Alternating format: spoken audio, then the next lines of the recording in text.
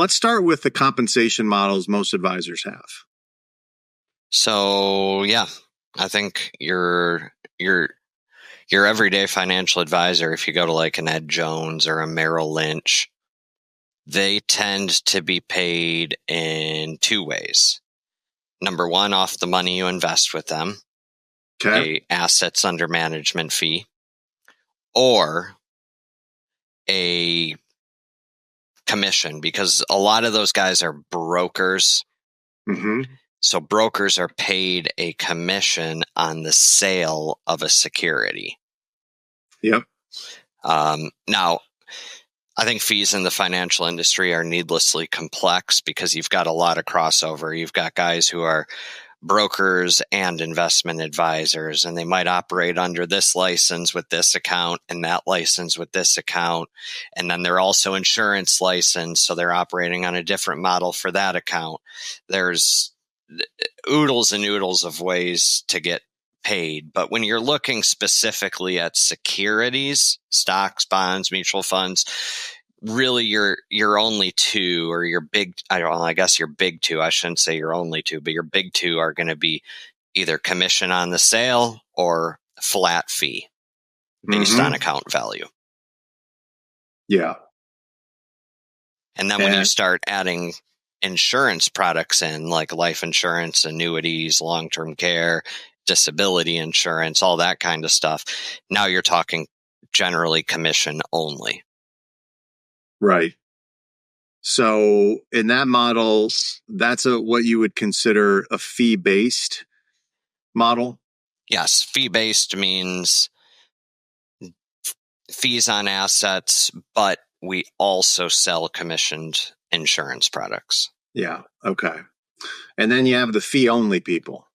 Yes. The fee-only people are, just like it sounds, fee-only. They tend to, they only manage securities, and then insurance products, they do one of two things. They either refer it out to a trusted insurance agent, or they sell fee-based insurance products, which are pretty rare. It's a very small niche, but they do exist out there. But my argument to that always is like, okay, if you're collecting say a 1% fee per year or a 1% commission per year, it's really just a play on words at that point. It is.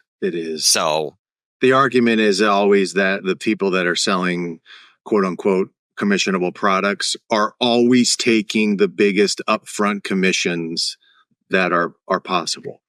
Yeah. And, once I hear that, when someone says, oh, he's only doing it because they get paid huge commissions up front. Not always true. It's not always true, because there are different tiers for insurance-based products in which you can get compensation. Yep. And you can actually get a compensation model that matches what most fee-only people will charge. Yeah, trail commissions. Which is generally just a trail commission, or when I say a trail, it's just a percentage of assets every year. Yep. So it's like, it all depends on what that person's doing. Exactly. What their compensation model is. But going back to the fee-only people, I mean, what are they normally going to be charging? And what are they going to be doing? Well, what you've seen. So let's take a registered investment advisor. Okay. That's a fee-only person.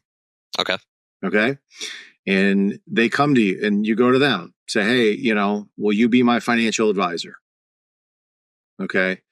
What are they going to then do for you? Generally, from what I've read and seen in the industry, is they're going to write you a financial plan that essentially is aimed at gathering all of your assets. Mm-hmm. They're going to have you transfer all of your investable assets over to them, and then they're going to manage them each year. Okay. So there's two different things that you said there. They're going to write you a financial plan. Yep. And then they're going to invest your assets. Yep.